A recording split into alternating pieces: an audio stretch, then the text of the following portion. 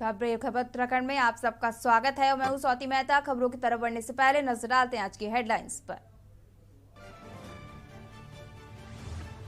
मुख्यमंत्री पुष्कर सिंह धामी ने पिथौरागढ़ के धारचूला के खोतिला क्षेत्र में आई दैवीय आपदा प्रभावित क्षेत्रों का किया स्थलीय भ्रमण, राहत एवं बचाव कार्यों का लिया जायजा।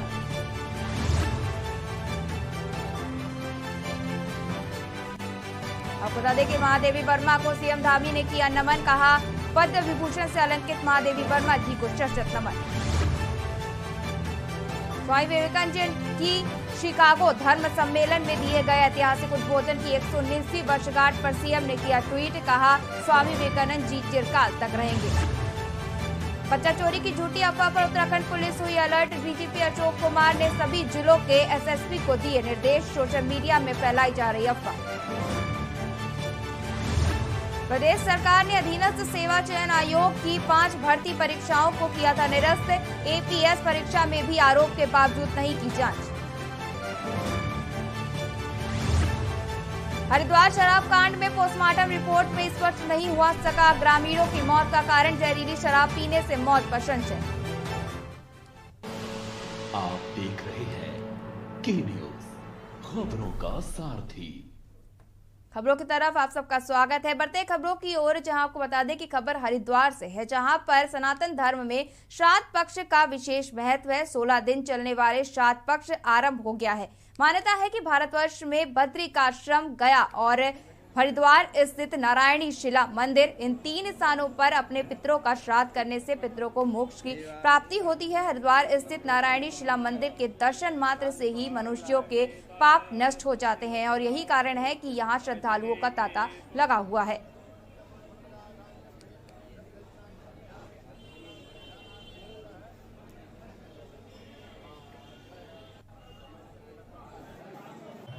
ये जो 16 दिन का कन्यागत सूर्य होता है या श्राद्ध पक्ष या महालय पक्ष बोलते हैं, इन 16 दिन में हमारे पितृ जो शरीर छोड़ चुके हैं, हमारे पूर्वज, वो घर में पधारते हैं हमारी श्रद्धा को स्वीकार करने के लिए।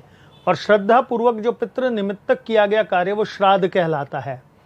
इस श्राद्ध पक्ष में जो व्यक्ति नारायण के दर्शन, नारायणी शिला के दर्शन भी कर ले, उसको अनंत काल के लिए पुण्य फल प्राप्त हो जाता है। और ये नारायण शिला मंदिर है, यहाँ पे पिंडदान होते हैं। ये हिंदुस्तान की प्रथम जगह है जहाँ से पिंडदान की शुरुआत होती है और इसके बाद फिर अनेकों जगह होते हैं। तो यहाँ बड़ी अच्छी व्यवस्था है और लोग यहाँ अपने पिंडदान के लिए, अपने पूर्वजों के पिंडदान के लिए यहाँ आते हैं।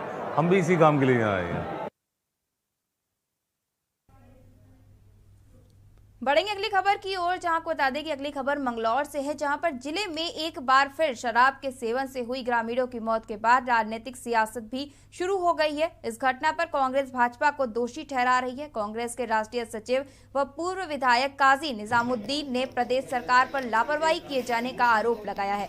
उन्होंने कहा कि धर्मनगरी हरिद्वार तीर्थ स्थल है, लाखों की संख्या में श्रद्धालु हरिद्वार आते हैं और हरिद्वार जिले में जहरीली शराब कैसे उपलब्ध हो रही है जो लोगों की जिंदगियों को उजाड़ रही है। तीर्थ स्थल में जहरीली शराब का आना सरकार की लापरवाही को दर्शाता है। आपको बता दें कि लक्सर के पथरी थाना क्षेत्र के गांव शिवगढ़ उर्फ तेली वाला फूलगढ़ में कच्ची शराब पीने से 7 लोगों की मौत हो गई है।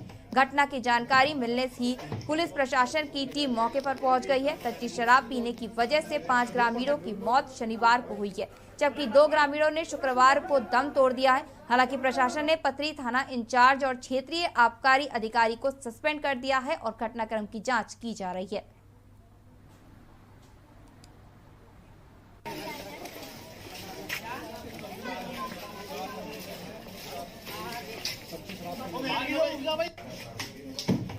ज़िला हरिद्वार जो कि एक तीर्थ नगरी है और पूरे हिंदुस्तान से नहीं दुनिया से यहाँ तीर्थ के लिए लोग आते हैं। इस हरिद्वार जनपद को भारतीय जनता पार्टी ने अवैध शराब की स्थली बना दिया।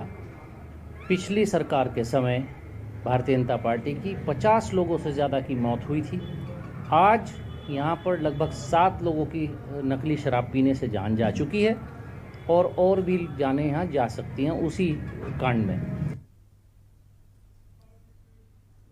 बढ़ेंगे अगली खबर की ओर, जहां खबर ऋषिकेश से है, जहां पर विधानसभा भर्ती घोटाले के मामले में पूर्व विधानसभा अध्यक्ष कैबिनेट मंत्री प्रेमचंद अग्रवाल की मुश्किलें कम होती दिखाई नहीं दे रही है। कांग्रेस लगातार मुद्दे को उठाकर भुनाने की कोशिश में लगी हुई है।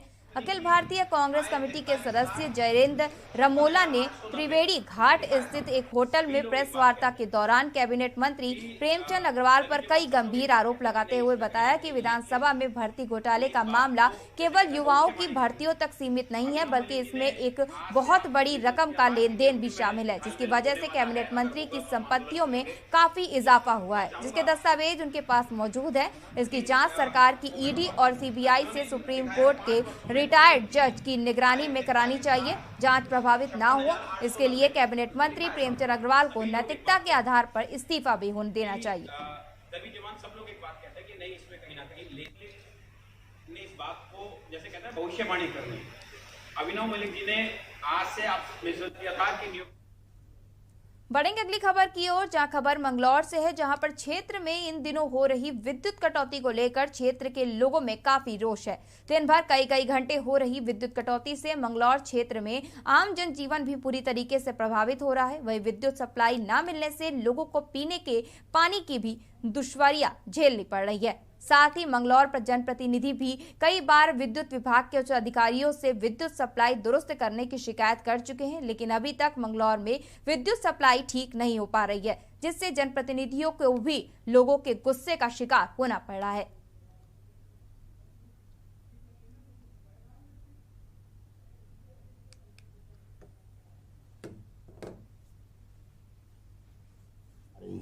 और मंगलौर की नहीं, ये पूरे प्रदेश की समस्या है। इसमें जो है दिक्कत है। अब परसों तरसों से जो देखा होगा आपने, जो बड़ी लाइन के तार टूटे हुए थे, उसकी वजह से सप्लाई नहीं आई, तो इस वजह से जो है दिक्कत हो रही। जहाँ तक सोलर प्लांट की बात है, मेरे ख्याल से पूर्व विधायक ये भूल गए कि सोलर प्लांट जब तक लाइट नहीं आने की तो चलने का नहीं। अगर लाइट आएगी तो सोलर प्लांट भी चलेगा, और सोलर प्लांट चलने का नहीं तो लाइट भी आएगी। तो मैंने आप लोगों को इस वजह से कष्ट दिया कि मंगलौर की बिजली की सप्लाई बहुत ही इस टाइम बुरी स्थिति में है। पूरी रात मंगलौर में बिजली नहीं आ पा रही है। पूरे उत्तराखंड में अगर लाइट ख़राब आए तो चलो, फिर तो यह है कि उत्तराखंड में भी बहुत अच्छी नहीं है, सरकार की कमी वहाँ भी है, कई घंटे का कट है, लेकिन ऐसा नहीं है पूरे उत्तराखंड में कि पूरी रात लाइट नहीं आ रही। मंगलौर के आसपास रुड़की, झबरेड़ा, लक्सर, लंढौरा, यहाँ लाइट आ रही है 18 घंटे के लगभग, और मंगलौर में पूरी रात सप्लाई नहीं है। यहाँ लोग परेशान हैं, गर्मी में छोटे घर हैं। अब तो पानी की व्यवस्था भी ऐसी है कि बिना बिजली के, हैंडपम्प नहीं है तो बिना बिजली के पानी भी नहीं घरों में होता। खबर उत्तरकाशी से है, जहां पर रैथल गांव में फूलों के त्योहार सेलकू मेला बड़े धूमधाम से मनाया गया। ग्रामीण बुग्यालों में उगने वाले फूलों के सूखने की प्रक्रिया शुरू होने से पहले उन्हें देवताओं के चरणों में समर्पित करते हैं। वहीं इस परंपरा को निभाते हुए ग्रामीण सेलकू पर्व का आयोजन हर साल करते हैं। इस पवित्र मौके पर दयारा गिडारा बुग्याल से लाए गए ब्रह्मकमल फूलों के साथ ही बुग्यालों में उगने वाले अन्य रंग बिरंगे फूलों को रामेश्वर देवता प्रांगण में सजाकर चादर नुमा आकृति बनाकर ब्रह्मकाल की पूजा की जाती है।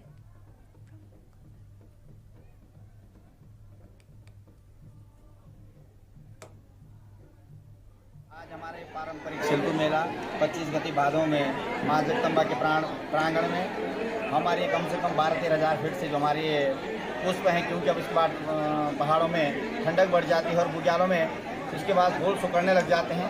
तो ये माँ जगदम्बा के प्रांगण में इष्ट समेश्वर देवता को समर्पित करते हुए ये 25 गति भादों के ऐतिहासिक सेलकू मेला आज यहाँ पर धूमधाम से मनाया गया। पूरे क्षेत्र की सुख समृद्धि के लिए हमारे जो 5 गाँव रैथल, लटी, बंदरानी, क्यारक, भटवाड़ी और इस पूरे क्षेत्र के सुख समृद्धि के लिए मेला आयोजित किया जाता है। भव्य रूप से आज आपने देखा प्रांगण में कई किस्म के जो हमारे नेचुरल पुष्प हैं उनकी प्रदर्शनी लगाई गई थी और भव्य रूप से सजाया गया था। और उसके बाद इष्ट समेश्वर देवता अपने खुशी में इसका इजहार करते हैं और धूमधाम से जिस प्रकार आपने देखा देवता हमारे समेश्वर देवता की डोली किस प्रकार से उत्साहित थी, लालायित रहती है इस सेलकू मेले के लिए। और आज इस भव्यता से यहाँ पर हजारों की संख्या में लोग आए थे। मैं पुनः पूरे क्षेत्र को इस सुख समृद्धि की कामना करता हूँ और चाहता हूँ आइए इस सेलकू मेले को और भव्य बनाएं और इस क्षेत्र के लिए कोई नया कुछ करें और उसको पर्यटन बढ़ेंगे अगली खबर की ओर, जहां खबर कोटद्वार से है, जहां पर कालागढ़ हरेंद्र नगर के समीप रात को घर के पास सांप मिलने से मोहल्ले में अफरा तफरी का माहौल बन गया।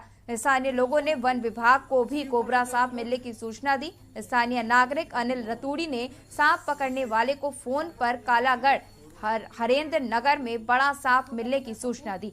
वहीं जीतू तत्काल घटना स्थल पर सांप को पकड़ने पहुंचा। वहीं पर उसने बताया कि सांप बहुत बड़ा है, जो कि अंधेरे में पकड़ने में नहीं आ रहा था। काफी मशक्कत के बाद किंग कोबरा सांप पकड़ में आ पाया। जीतू पिछले कई वर्षों से कोटद्वार क्षेत्र में जान जोखिम में डालकर खतरनाक जहरीले सांपों को पकड़कर बस्ती से दूर जंगल में सुरक्षित छोड़ आता है।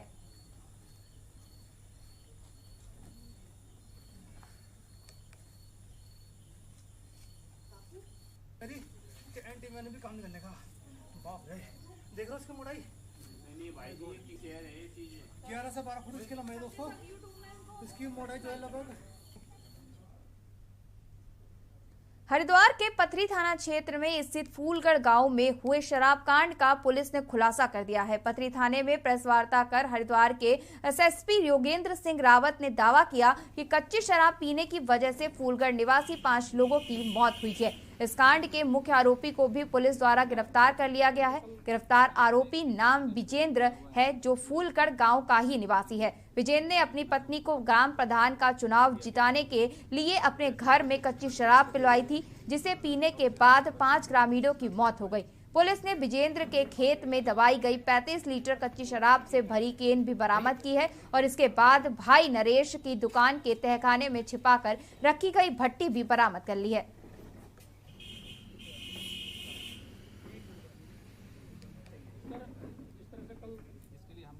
प्रशासन मना कर रहा था। हाँ, नहीं, इसमें कुछ लोग जीडी हॉस्पिटल में उसमें भेजे गए थे और अभी एक ये सूचना प्राप्त हुई है कि उनमें से एक व्यक्ति की मृत्यु की सूचना भी एक प्राप्त हो रही है। उसको अभी हम पोस्टमार्टम वगैरह से कंफर्म कर रहे हैं। एक और व्यक्ति को वहाँ जीडी हॉस्पिटल में भर्ती किया गया था, जो कि उसकी हालत अभी ठीक बताई गई है। बाकी एक यहाँ पर एक थोड़ा सा एक आश्चर्यजनक बात ही कहूँगा मैं कि यद्यपि कल हम सब लोग गाँव में भी गए थे और हमने सब लोगों को ये भी कहा था कि किसी की भी तबीयत अगर कोई ख़राब हो या किसी को भी किसी प्रकार का कोई अनइजीनेस फील हो रही है तो वो आए। कल हमारी एम्बुलेंस भी गांव में रही थी, डॉक्टर भी रहे थे, लेकिन लोग कोई सामने नहीं आए। और कल जो लोग जिनको बताया गया था कि वो बिल्कुल स्वस्थ हैं, उनमें से फिर जैसे आपको जानकारी मिली होगी कि एक की तबीयत आज खराब हुई और जिसकी की आज मृत्यु हुई। डोईवाला के थाना रामनगर डांडा ग्राम पंचायत क्षेत्र में होटल की आड़ में मालिकों की नजर सरकारी जमीन पर है। बता दें कि जिसे बचाने के लिए गांव के युवकों का मातृभूमि सेवा संगठन आगे आया है। जमीन पर कब्जे की शिकायत डीएम देहरादून से होने के बाद डोईवाला तहसील प्रशासन ने इस जमीन को नापजोख कर दी है, लेकिन घेरवाड़ न होने से ग्रामीणों को फिर से इस जमीन पर कब्जे की आशंका है।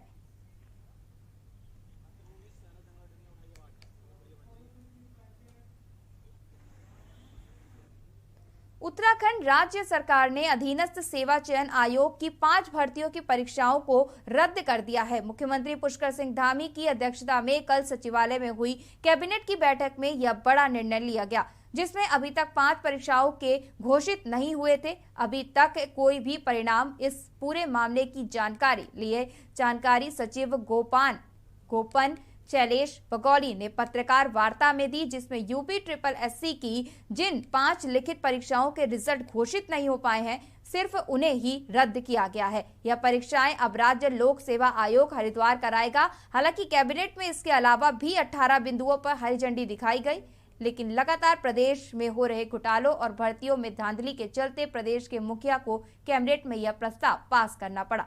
देखिए ये खास रिपोर्ट।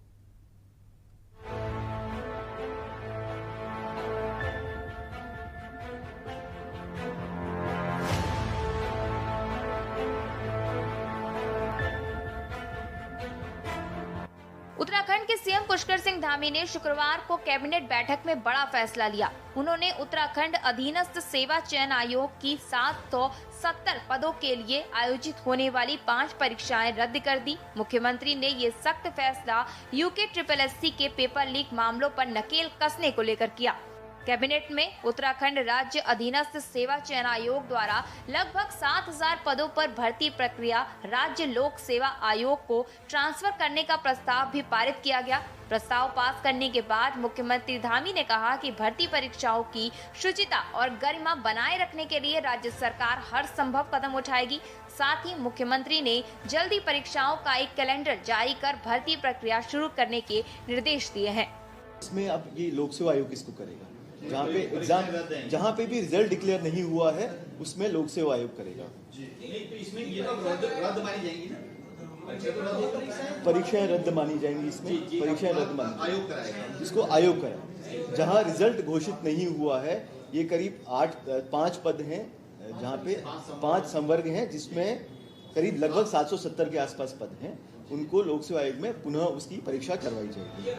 बता दें, सीएम ने बुधवार को ही कहा था कि सरकार युवाओं के हितों के संरक्षण के लिए सजग है। जिन युवाओं ने भर्ती परीक्षाओं के लिए आवेदन किया है, उन्हें कोई नुकसान ना हो, इसके लिए इन पदों की भर्ती प्रक्रिया राज्य लोक सेवा आयोग अथवा अन्य संस्थाओं के जरिए सुनिश्चित कराई जाएगी।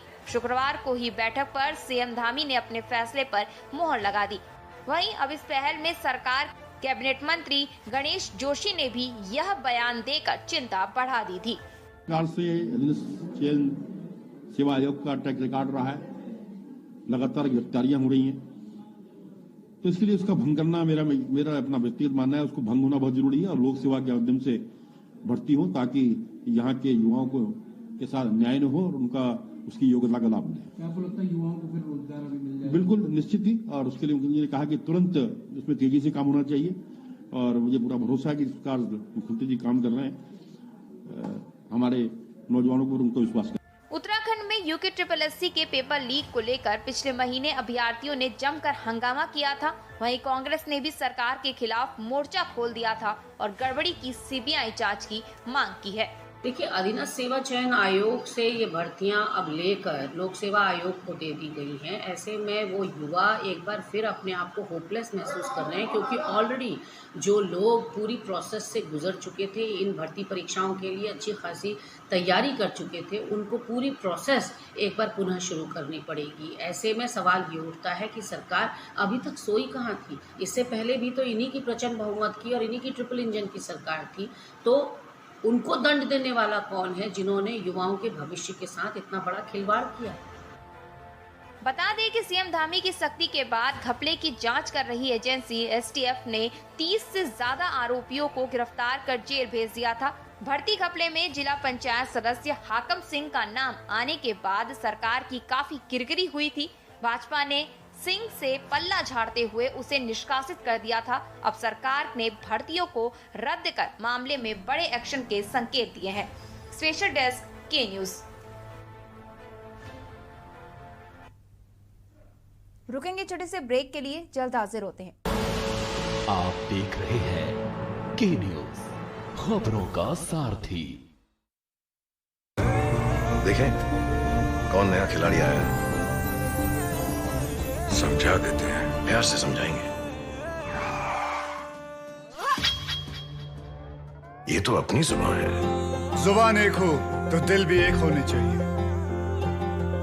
विमल, बोलो जुबान केसरी। मेरे साथ हैं एक बेहद अजीज, बेहद मुतबर्रिक, बेहद फेमस शख्सियत असीम अरुण जी की। आपकी बेसिक जो USP है, बेसिक ताकत आप अपनी क्या मानते हैं? सबको समानता की दृष्टि से देखना, ये मेरे माता पिता ने सिखाया मुझको। ईमानदारी से काम करना। कहते हैं कि खाकी पे अगर जो दाग लगता है वो दिखाई नहीं देता है, वो उसमें ऑब्जर्व कर लेती है खाकी। लेकिन खादी पे अगर कोई दाग लगता है तो दिखाई देता है। सही बात है, खाकी यानी खाक का रंग है और खादी सामान्यतः सफ़ेद होती है, लेकिन दोनों पे दाग बराबर लगते हैं और दोनों में ही दाग से बचना बहुत ज़रूरी है। खासकर समाज कल्याण विभाग, मेरा सौभाग्य मुझे मिला है।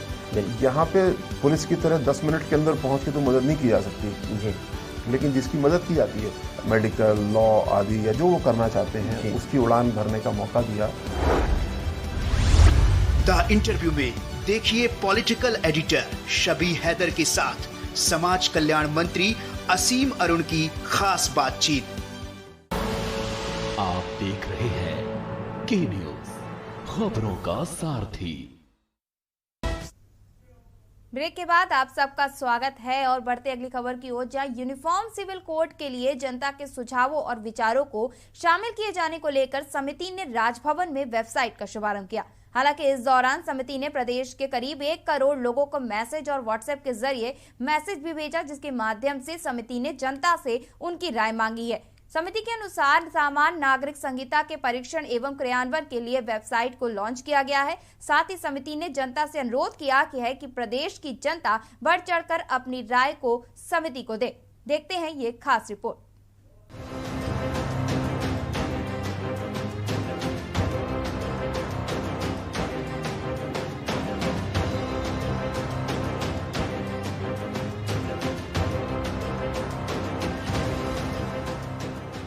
मुख्यमंत्री पुष्कर सिंह धामी ने शपथ ग्रहण करने के साथ ही उत्तराखंड राज्य में यूनिफॉर्म सिविल कोड को लागू करने की बात कही थी। इसके बाद सरकार की पहली कैबिनेट में यूसीसी को लागू करने के लिए समिति का गठन करने का निर्णय लिया और फिर 27 मई 2022 को सरकार ने जस्टिस रंजना प्रकाश देसाई की अध्यक्षता में 5 सदस्यीय समिति का गठन किया था। इस समिति ने अभी तक कुल 4 बैठक कर चुकी है, तो वहीं देहरादून में समिति ने 5वीं बैठक की। इसके अलावा समिति ने यूसीसी के लिए 2 सब कमेटी भी बनाई हैं, जिसके तहत एक दिल्ली और दूसरी देहरादून में काम कर रही है। हमारे देश के प्रधानमंत्री मोदी जी के नेतृत्व में जो देश के अंदर एक कार्य व्यवहार आया है, कार्य संस्कृति आई है, वो जो कहते हैं वो करते हैं। उन्हीं का अनुसरण करते हुए हमने जो संकल्प लिया था चुनाव से पूर्व कि हम उत्तराखंड के अंदर यूनिफॉर्म सिविल कोड को लागू करेंगे, उस दिशा में हमने कदम बढ़ाए और आज सेवानिवृत्त माननीय न्यायाधीश रंजना प्रकाश देसाई की अध्यक्षता में एक 5 सदस्यीय कमेटी हमने बना दी है, जो सभी स्टेक होल्डरों से बात करेगी और बात करने के बाद एक ड्राफ्ट तैयार करेगी और उस ड्राफ्ट के आधार पर हम इसको लागू करेंगे और आज हमने इसकी प्रक्रिया पूरी कर दी। वहीं यूसीसी के सदस्य एवं उत्तराखंड के पूर्व मुख्य सचिव शत्रुघ्न सिंह ने बताया कि उत्तराखंड सरकार की ओर से यह निर्देश दिए गए हैं कि प्रदेश में जो मौजूदा कानून है उसका अध्ययन करें और इस बात पर ध्यान दे कि क्या मौजूदा कानून में कुछ संशोधन करने की जरूरत है या फिर मौजूदा कानून के ब्याह पर अलग अलग कानून बनाए जा सकते हैं। इसके साथ ही यूसीसी को प्रदेश में लागू करने पर भी रिपोर्ट बनाने के निर्देश दिए हैं। हालांकि समिति के पास सभी खुले विकल्प हैं। यही वजह है कि समिति जनता के राय को ले रही है ताकि जनता क्या चाहती है और जनता के क्या सुझाव हैं, इसको रिपोर्ट में सम्मिलित किया जा सके। उत्तराखंड के जो रेसिडेंट्स है और जो अपने सिटीजन्स सबके लिए हम बनाना चाहते हैं। अभी आपका कहना है, आप ट्राइब्स किसके बारे में पूछ रहे हैं? साथ ही यूसीसी के सदस्य शत्रुघ्न सिंह ने कहा कि यह समिति उत्तराखंड राज्य में यूनिफॉर्म सिविल कोड के लिए अध्ययन कर रही है, लिहाजा उत्तराखंड के निवासियों से सुझाव और उनके विचार मांगे गए हैं।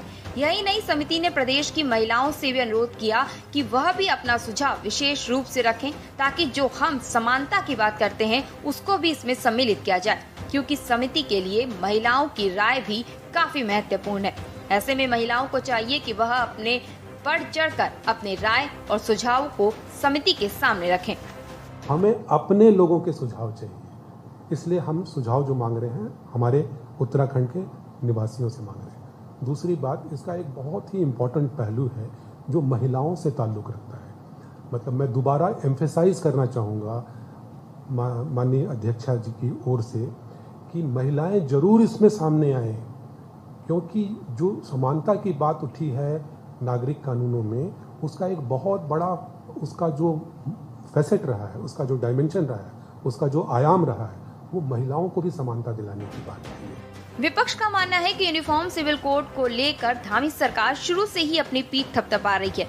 कमेटी बीच में बना दी गई है और विचारों पर चिंतन मंथन किया जा रहा है, लेकिन देश के यशस्वी प्रधानमंत्री को इस छोटे से राज्य पर भी ध्यान देना होगा कि यूनिफॉर्म सिविल कोड सिर्फ उत्तराखंड के लिए ही नहीं, भाजपा अपने शासित राज्यों में इसको पहले लागू करें, क्योंकि देवनगरी उत्तराखंड को भाजपा ने फुटबॉल मैदान समझा हुआ है, जो लगातार इस तरीके के एक्सपेरिमेंट आम जनता के ऊपर कर रहे हैं।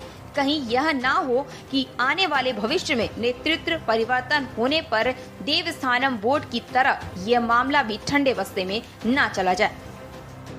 उत्तराखंड के मुख्यमंत्री पुष्कर सिंह धामी जी आजकल यूनिफॉर्म सिविल कोड यानी यूसीसी का बहुत ढोल पीट रहे हैं, लेकिन सवाल यहाँ पर यह उठता है कि यूनिफॉर्म सिविल कोड यदि जनता की बेहतरी के लिए है और इतना खूबसूरत कानून है, तो फिर धामी जी मोदी जी से कहकर जहां जहां भाजपा शासित राज्य हैं वहां इसको लागू क्यों नहीं करवाते? उत्तराखंड को प्रयोगशाला या अपना फुटबॉल ग्राउंड क्यों समझ रखा है भारतीय जनता पार्टी के मुख्यमंत्रियों ने? ये समझ से परे है। और सूत्रों से पता चल रहा है कि मुख्यमंत्री की स्वयं की अवधि अब मुख्यमंत्री के रूप में बहुत कम होने वाली है और जल्दी ही बोरिया बिस्तर बच सकता है। ऐसे में हो सकता है जिस तरह से त्रिवेंद्र रावत जी का देवस्थानम बोर्ड उन्होंने ठंडे बस्ते में डाला, वैसे ही धामी जी का यूनिफॉर्म सिविल कोड का ये राग शायद नया आने वाला मुख्यमंत्री ठंडे बस्ते में डाल दें। वहीं आम आदमी पार्टी का मानना है कि सरकार इस बिल को लाने से पहले अच्छी तरह इसके बिंदुओं को समझ ले। कहीं यह ना हो कि पहले भी सरकार ने इस तरीके की गलतियां करी हैं, तो इसका खामियाजा सरकार को आने वाले समय में भुगतना पड़े, और ताकि भविष्य में इसको कोई व्यक्तिगत विरोध ना करे। यूनिफॉर्म सिविल कोड वाला जो मामला है और जिसमें माननीय मुख्यमंत्री जी द्वारा संकेत दिए जा रहे हैं कि इस पर काम चल रहा है और इस पर एक कमेटी भी गठित की गई है, तो इस पे आम आदमी पार्टी का स्पष्ट रूप से ये कहना है कि पहले सभी पहलुओं पर विचार कर लिया जाए और सभी जाति धर्म के लोगों का ध्यान रखते हुए इसको लागू करने की कार्रवाई की जाए। चूंकि इससे पहले भी प्रदेश में भी और देश में भी बहुत सारे ऐसे मामले हुए जिसमें जो चीजें लागू की गई बाद में उसका विरोध हुआ और कई बार सरकार को मुंह की खानी पड़ी, इसको वापस लेना पड़ा। जैसे कि हम बात कर सकते हैं किसान आंदोलन हुआ, जो किसान बिल लाए गए, और इसी प्रकार से यहाँ पे पंडा पुरोहितों के जो अहित को लेकर के जो इन्होंने कमेटी बनाई थी, समिति बनाई थी, तो इसी प्रकार से बहुत सारी ऐसी चीजें होती रही हैं जिससे सरकार को मुंह की खानी पड़ी है। हालांकि दूसरी बार सत्ता में आने के बाद भाजपा के नेतृत्व परिवर्तन की कमान संभाल रहे पुष्कर सिंह धामी ने 2022 के चुनाव से पहले ही यूनिफॉर्म सिविल कोड का ऐलान कर दिया था, और यही वजह है कि धामी अपने उस लक्ष्य को लेकर आगे बढ़ रहे हैं। अब कमेटी बन चुकी है और कमेटी ने एक वेबसाइट भी लॉन्च कर दी है जिस पर जनता के सुझाव आने लगेंगे। इस पर आम पब्लिक और खासकर महिलाओं से अपील की गई है कि अपने ज्यादा से ज्यादा बेहतर सुझाव दें। आपको बता दें कि उत्तराखंड में रहने वाले सभी नागरिक आगामी 7 अक्टूबर तक अपने सुझाव इस वेबसाइट पर दे सकते हैं, जिस पर आने वाले भविष्य में गहन चिंतन मंथन होने के बाद यह कानून जल्द ही प्रदेश में लागू किया जा सकता है। देहरादून से ब्यूरो रिपोर्ट।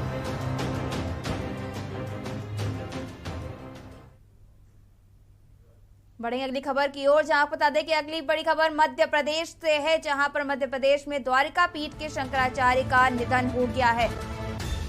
एमपी के नरसिंहपुर में हुआ पीठाधीश्वर का देहांत। 99 साल के थे स्वामी स्वरूपानंद सरस्वती। द्वारिका और शारदा पीठों के पीठाधीश्वर थे शंकराचार्य, जिनका अब निधन हो गया है। आपको बता दें कि मध्य प्रदेश में द्वारका पीठ के शंकराचार्य का निधन हो गया है। द्वारका पीठ के शंकराचार्य का हुआ निधन। एमपी के नरसिंहपुर में पीठाधीश्वर का देहांत हो गया है। आपको बता दें कि 99 साल के थे स्वामी स्वरूपानंद सरस्वती, जिनका अब निधन हो गया है। द्वारिका और शारदा पीठों के पीठाधीश्वर थे शंकराचार्य। मध्य प्रदेश में तक बड़ी खबर पहुंचा रहे, जहां पर मध्य प्रदेश में द्वारिका पीठ के शंकराचार्य का निधन हो गया है। आपको बता दें कि एमपी के नरसिंहपुर में हुआ है पीठाधीश्वर का देहांत। 99 साल की उम्र में उनका निधन हुआ। स्वामी स्वरूपानंद सरस्वती का 99 साल में हुआ निधन। द्वारिका और शारदा पीठों के पीठाधीश्वर थे शंकराचार्य। मध्य प्रदेश से तक बड़ी खबर पहुंचा रहे, जहां पर मध्य प्रदेश में द्वारिका पीठ के शंकराचार्य का निधन हो गया है। आपको बता दें कि द्वारका पीठ के शंकराचार्य का हुआ निधन। 99 साल के थे स्वामी स्वरूपानंद सरस्वती, जिनका निधन हो गया है। द्वारिका और शारदा पीठों के पीठाधीश्वर थे शंकराचार्य।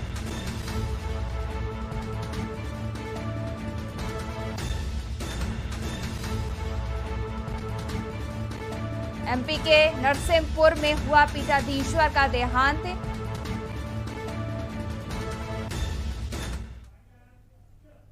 खबर उत्तराखंड में बस इतना ही और आगे की खबरों के लिए बने रहिए के न्यूज के साथ।